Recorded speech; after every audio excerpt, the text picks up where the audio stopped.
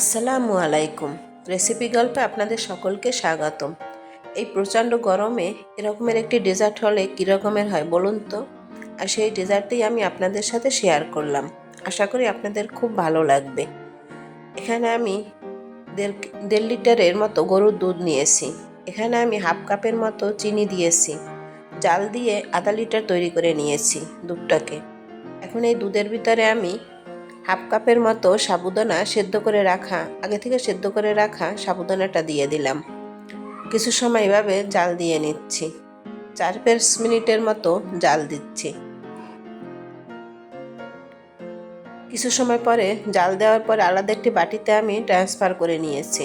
এখন আমি 1 ঘন্টার জন্য নর্মাল ফ্রিজে রেখে দেব।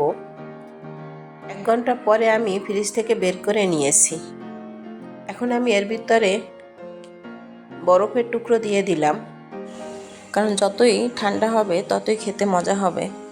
এখানে আমি 1 কাপের মতো আনার দিয়েছি, হাফ কাপের মতো খেজুর দিয়েছি, পাতলা করে চিড়ে দিয়েছি।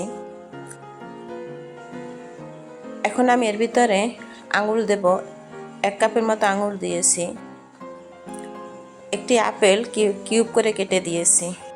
আমার বাসায় যে ফলগুলো ছিল সেই ফলগুলো দিয়ে আমি এই রেসিপিটি তৈরি করেছি।